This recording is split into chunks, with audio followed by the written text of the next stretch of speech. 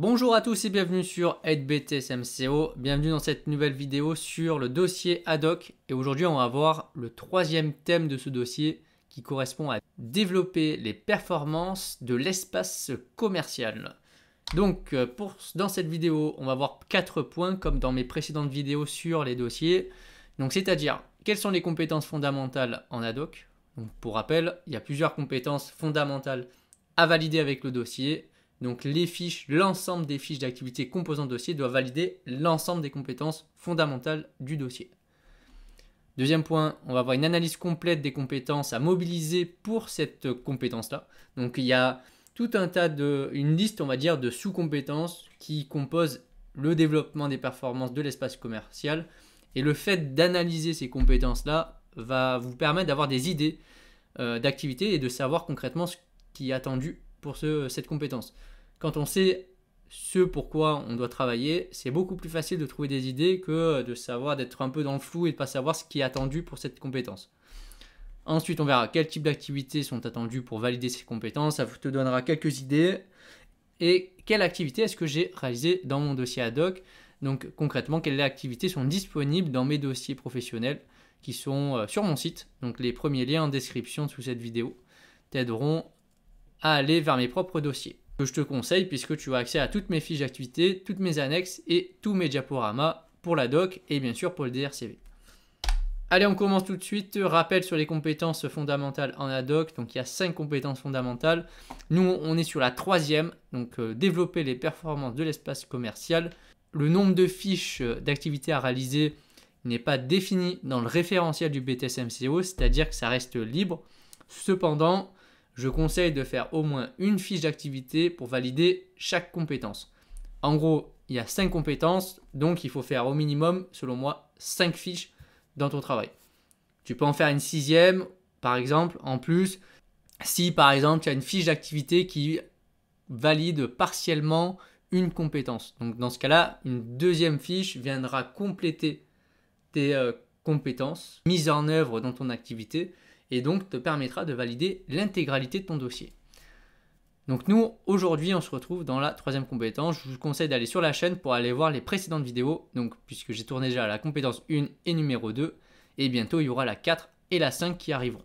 Alors dans notre compétence 3, c'est divisé en 4 sous-compétences. Dans le développement de la performance de l'espace commercial, on a la mise en valeur des produits, l'optimisation de l'implantation de l'offre, il y a proposer et organiser des animations commerciales et proposer et organiser des opérations promotionnelles. Donc rien que quand on lit ça, on sait directement vers quel type d'activité est-ce qu'on peut aller se tourner. On verra ensuite, je reviendrai dessus, c'est pas grave, mais là on voit directement que mettre en valeur les produits et optimiser l'implantation de l'offre, c'est du merchandising. Et on le voit directement puisque ici on a mettre en œuvre des techniques de merchandising et de séduction, mettre en œuvre le marketing sensoriel, donc ça te pousse vers des idées. Et si j'analysais le marketing sensoriel de mon magasin pour savoir quelles sont les clés marketing utilisées par le magasin pour faire en sorte que le client achète plus dans mon magasin. Il y a le e-merchandising sur les sites internet. Pour l'optimisation de l'implantation, il y a l'optimiser l'allocation d'espace. Donc là, on part sur un diagnostic de son rayon, sur l'optimisation de son implantation. Ça peut se faire sur une famille de produits, ça peut se faire sur un rayon complet, ça peut se faire sur un univers complet de ton magasin. On va faire une analyse des performances de chaque produit par rapport à l'espace qu'il occupe pour savoir si on va augmenter son facing, c'est-à-dire son nombre de présentations dans le rayon, ou est-ce qu'on va le réduire. Et puis il y a le placement en fonction des marges. Donc à hauteur des yeux, on va mettre des produits qui sont plus margé, alors qu'en bas on va mettre les premiers prix. Enfin, il y a tout un tas de règles de merchandising qui peuvent rentrer en compte. Donc tout ça, ça fait partie de l'optimisation d'allocation d'espace. Moi j'ai des dossiers complets dessus d'ailleurs, puisque quand j'étais en licence, mon mémoire portait sur l'optimisation d'allocation d'espace des produits.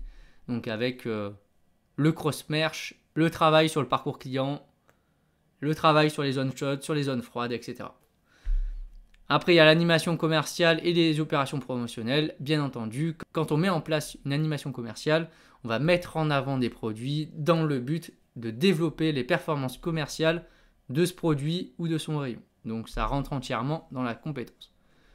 Implicitement, ça va nous donner des idées d'activité forcément. Donc on peut faire une réimplantation partielle ou totale d'un rayon qui va permettre d'optimiser le placement de chaque produit et donc de peut-être booster les ventes. En réorganisant son rayon pour que le consommateur il puisse trouver facilement son produit et qu'il puisse acheter un produit complémentaire à côté par exemple, ça peut optimiser tes ventes.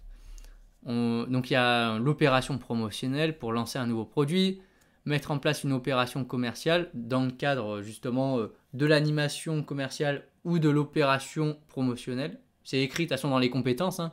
Donc tout simplement, je n'invente rien. Ça, on en déduit à la lecture des compétences.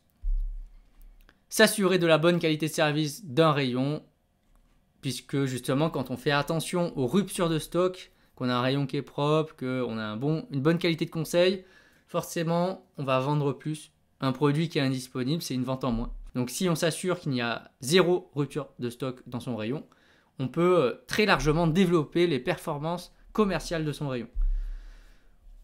Dans le cadre de l'optimisation des ventes, on peut réaliser une tête de gondole sur une thématique ou en lien avec justement une opération commerciale. On peut lier les deux activités ensemble, mettre en place des ventes flash dans le magasin pour booster les ventes. Donc là, soit on le fait soi-même, soit on réquisitionne un animateur où on observe sur les périodes de Noël, par exemple, il y a beaucoup d'animateurs en magasin. Donc ça peut être le moment de créer ta fiche à ce moment-là.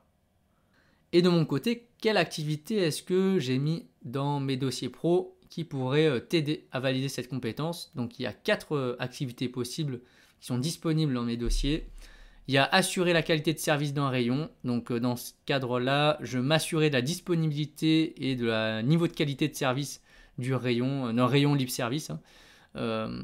Donc notamment sur les ruptures, faire attention sur 0 rupture, c'était l'objectif, dans le but d'optimiser les ventes. J'ai réalisé aussi une tête de gondole, donc dans le but d'optimiser les ventes d'un produit. Donc c'était dans le cadre d'une opération commerciale par exemple.